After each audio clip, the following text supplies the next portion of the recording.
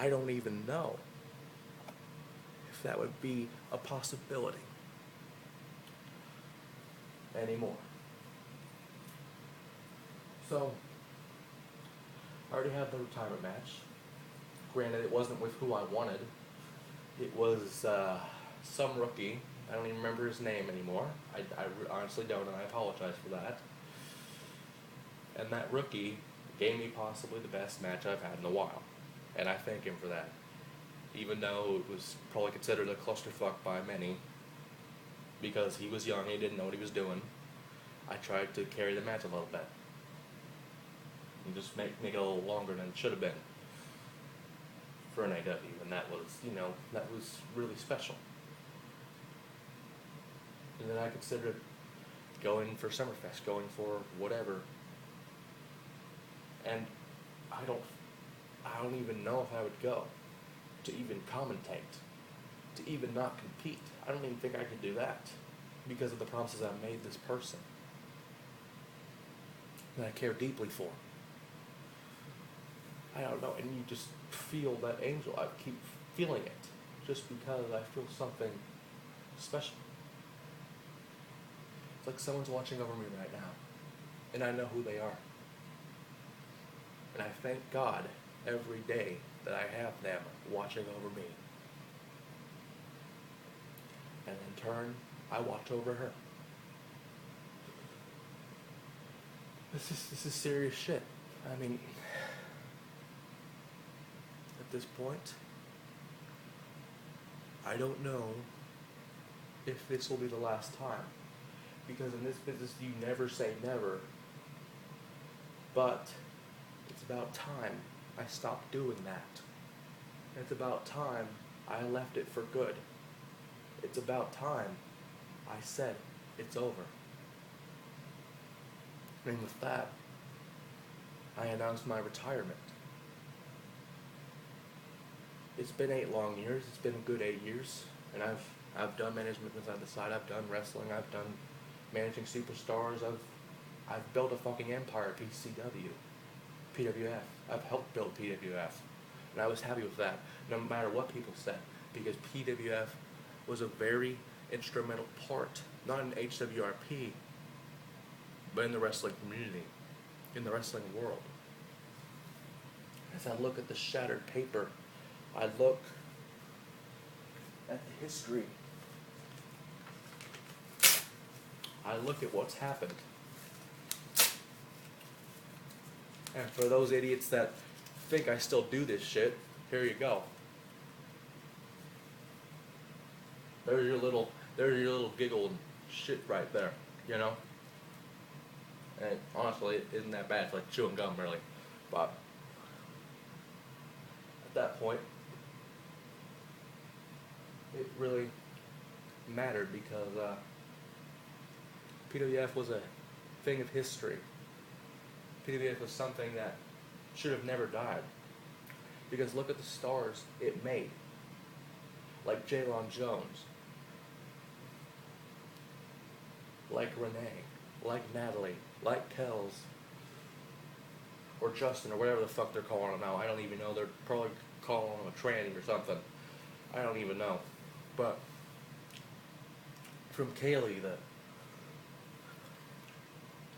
to Denny, to Victor, to Mia, to Amber from time to time, to Renee again. I think I already said Renee. But you know what, there have been so many people.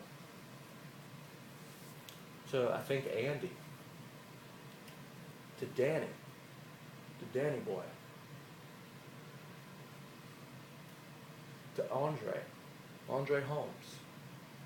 Craig Wallace.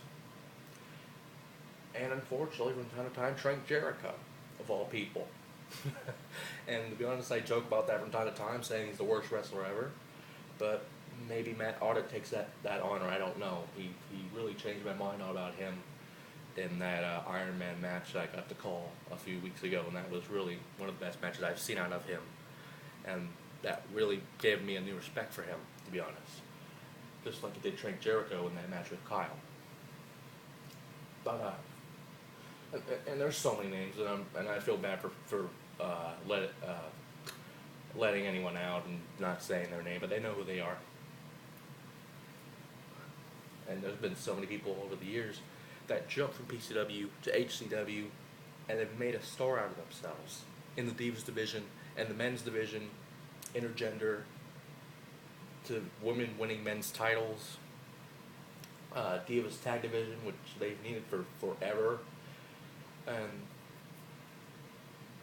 you look at the history since day one that came out of there.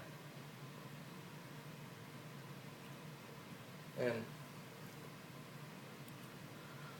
you know, like that old Carpenter song, I felt like I've been on top of the world. And I feel like they've taken me to the top of the world. And I look down on creation. And the only explanation I can find is the love that I've found that took me when you're around. And it took me to the top of the world. And I probably butchered that really badly. I bet I did. But, you know,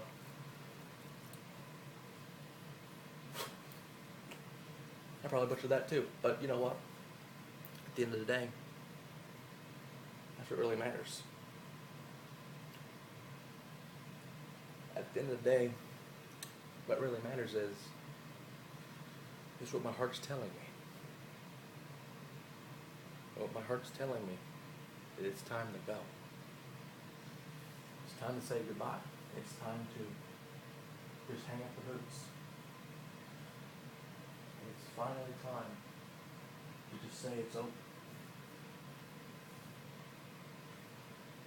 When that day came, it just made me sit down and think of everything I've done and was thankful for it. I mean, I was everywhere. Germany, Mexico, England, pretty much all around the world I wanted to go to. The only one regret I have is that I couldn't have buried every hatchet and rebuilt every bridge. But that's life. You can never, ever do that. Only a few people can, and just kick off everything on the bucket list they wanted to do. And I may have regrets. I may have problems. I might be just fucking insane. I don't know. But at the end of the day, what really matters is what makes me happy. And she knows what makes me happy. She's seen me happy. I've been the happiest man in the world because of her. And Em, I'm coming home. I'm coming home for a while. A really long time. No matter what happens, I will always love you. And that goes for anyone that I've helped over the years. No homo. But I will always love you from the bottom of my heart. And really, at the end of the day, that's all that matters. You need to spread the love. You need to make sure it stays there for a very long time. You never know what you have till it's gone. But now, I truly know what I have, and I'm thankful for it each and every day.